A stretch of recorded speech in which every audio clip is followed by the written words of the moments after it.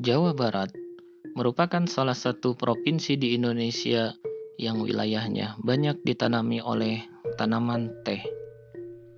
Sejarah teh di Indonesia pertama kali dimulai pada abad ke-17, tepatnya di tahun 1684. Pada tahun itu, Andreas Kleyr membawa masuk biji teh sintetis ke Jakarta. Yang menarik, pada awalnya tanaman ini dibawa untuk dijadikan tanaman hias. Pada tahun 1827, dimulailah penanaman teh sintetis dalam skala luas di Wanayasa dan Gunung Raung.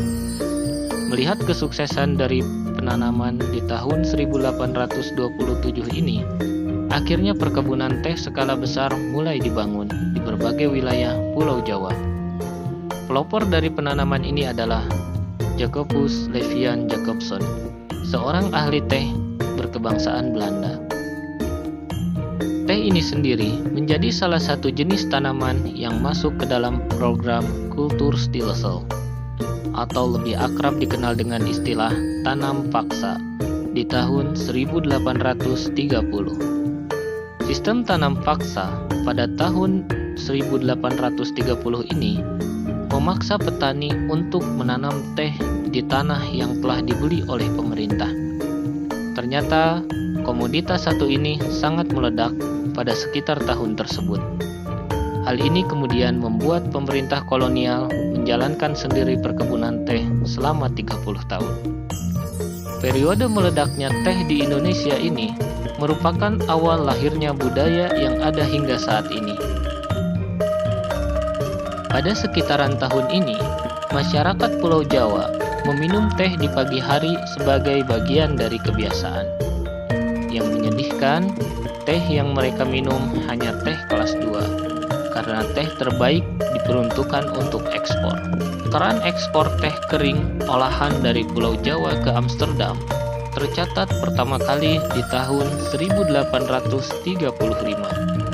Kesuksesan ini berujung pada swastanisasi perkebunan pada tahun 1836. Tak lagi dikelola oleh VOC. Pada tahun ini, perusahaan swasta dibebaskan untuk melakukan kegiatan produksi tehnya sendiri.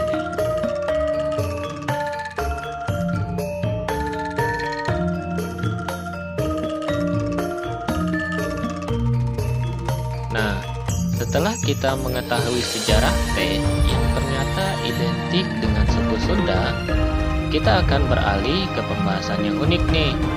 Ada oleh-oleh khas Ciwidey yang bahan bakunya terbuat dari teh loh. Tapi ini tidak seperti biasanya. Kalian pernah membayangkan gak sih ada keripik terbuat dari daun teh? Inovasi ini bisa kita jumpai di perkebunan teh Gambung, Mekarsari, Kabupaten Bandung. Untuk membuat perbedaan, seorang pemuda warga Mekarsari mencoba untuk berinovasi dengan daun teh. Ia membuat produk makanan, yaitu keripik yang salah satu bahan bakunya terbuat dari daun teh.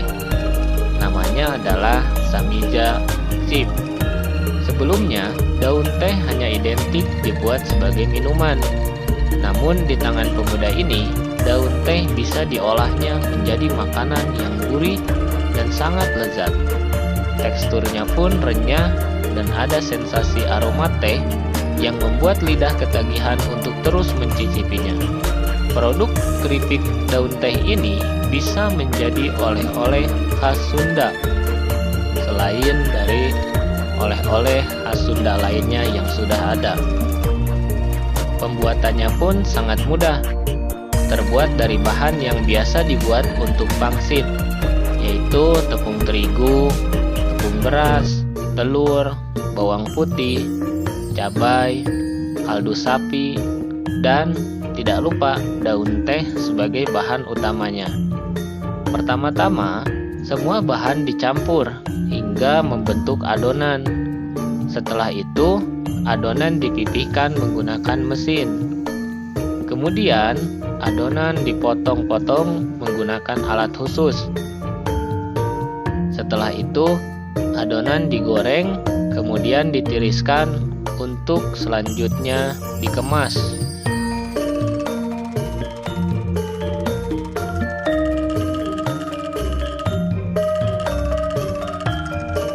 Menurut pemilik usaha ini, keripik teh khas Gambung dibuat dari daun teh yang dipetik warga dari sekitar rumah mereka ataupun dibeli di koperasi desa, sehingga produk ini bisa membantu perekonomian warga sekitar.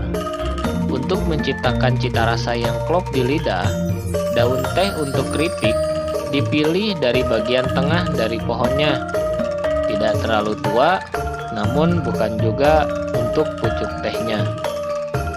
Dalam sebulan, keripik teh Sami Just Chip menjual lebih dari 500 bungkus yang tersebar di berbagai sentra oleh-oleh di Ciwidey. Keripik ini juga dijual secara online, jadi penikmatnya sudah menyebar ke berbagai kota di Indonesia. Saat ini, Sami Just Chip bisa didapatkan saat Anda berwisata ke kawasan Ciwidey, Kabupaten Bandung. Sementara untuk penjualan online, bisa didapatkan melalui media sosial Facebook dan Instagram Sami Just Chip.